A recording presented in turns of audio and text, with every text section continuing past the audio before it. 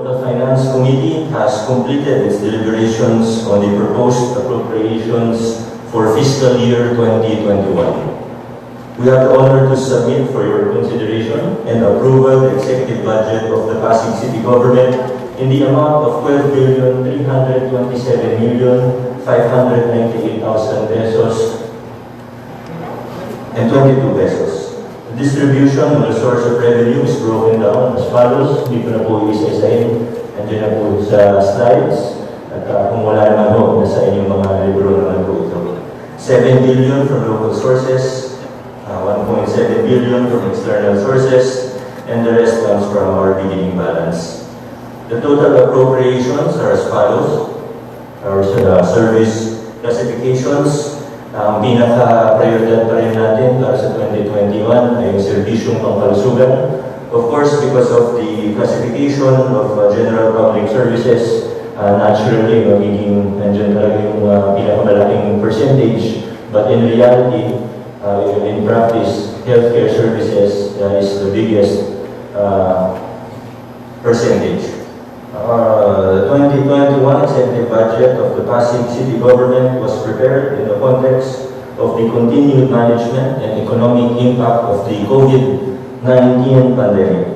Income target was deliberated based on the new normal. Business taxes will dramatically decrease, local sources are limited, and event venues and other similar units of the city government will lose revenue opportunities.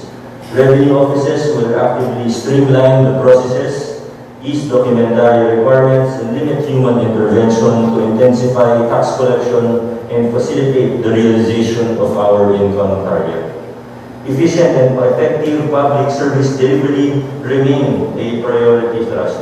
In crafting our budget, we adhere to the following principles. Number 1, spending within our means. Number 2, investing with the right priorities. Number 3, delivering measurable results. And number 4, empowering citizens through greater fiscal transparency, participation, and accountability. The 2021 proposed budget reflects the internal housekeeping initiative of this administration. Plans for the mandatory and statutory obligations reflect the proposed programs and projects of our different units. Budgetary requirements are properly attributed to avoid duplication and ensure effective implementation. Budgetary requirements for supplies, utilities, repair, and maintenance are consolidated under the General Services Office for proper procurement and inventory. Trainings and seminars are consolidated under the Human Resources Department for enhanced monitoring of the capacity development of all personnel. The recent Bulletin of Prices from the Bids and Awards Committee served as the basis of unit cost for all items, decreasing the estimated budget and accommodating most of the proposed programs, projects, and activities or PPEs of the budgetary units despite the lower target income. Continuing appropriation and projected savings for 2020 are incorporated in the beginning balance to cover the proposed expenditures. This proposed budget has also considered the inputs of the members of the City Development Council and our sectoral representatives.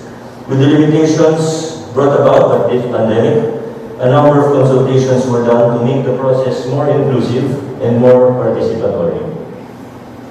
The 2021 executive budget will reflect the priority of this administration in providing basic services for every Pasigueño. Amid the state of calamity that we are in right now, government resources will be maximized to ensure and upgrade the welfare of our residents, as well as the proper management during this COVID-19 pandemic.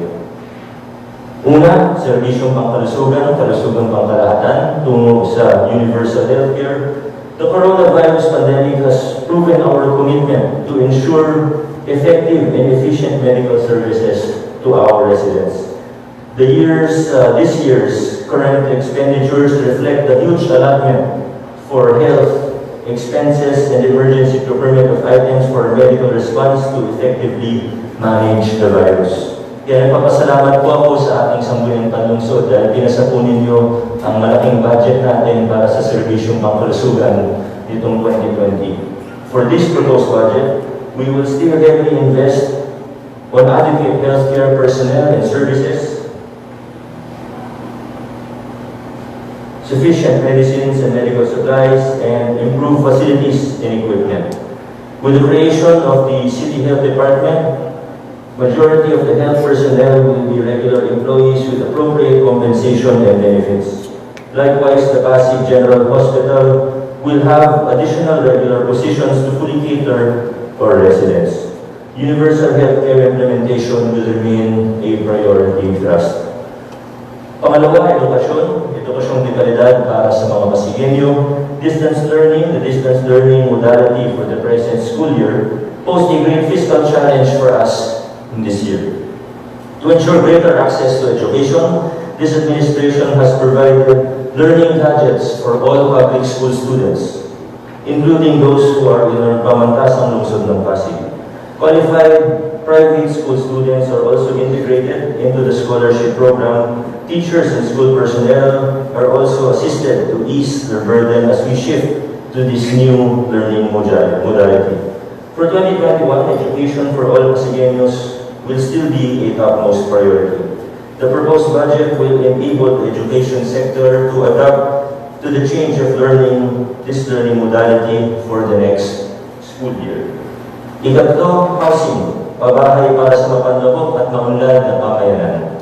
With the health protocols observed, the city government will continuously enjoin the community in the crafting of a people's plan to ensure a comprehensive and more responsive housing program.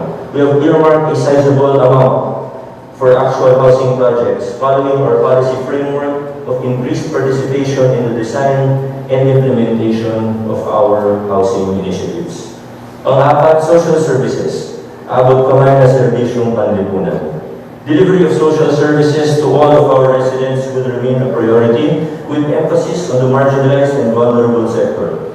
Targeted service for human development will be data-driven. Programs and projects will be designed for the judicious utilization of public funds and will respond effectively to the needs of our citizens.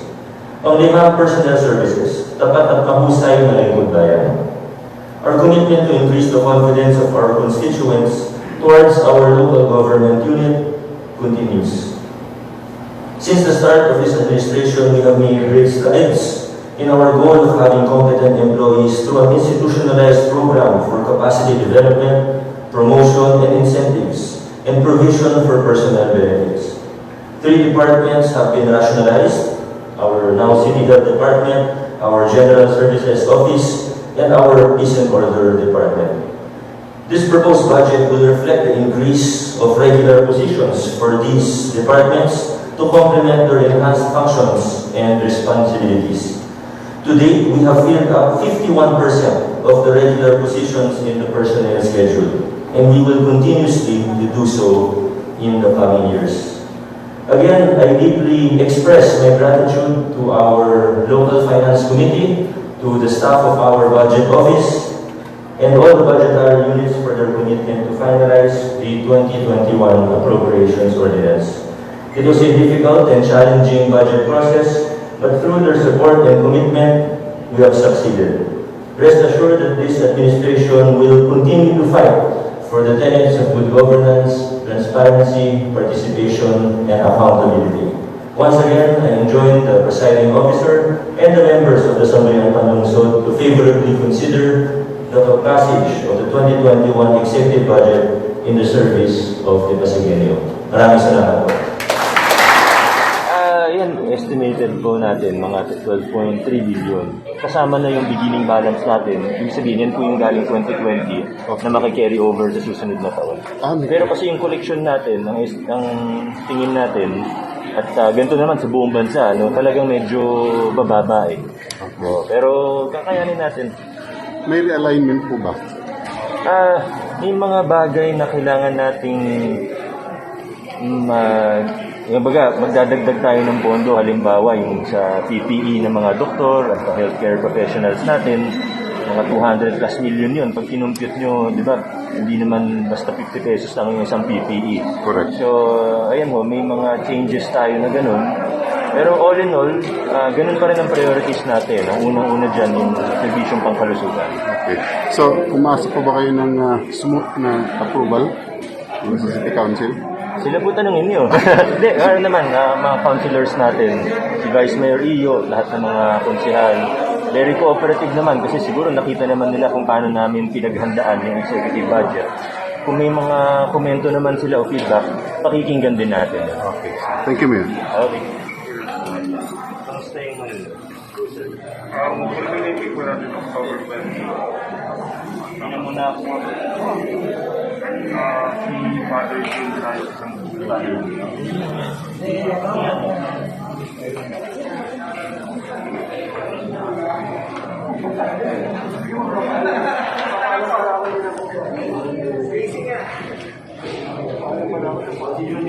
Happy birthday sa'yo. God bless you more. More power sa'yo. Maraming salamat sa ginagawa mo sa Pasig. Happy birthday.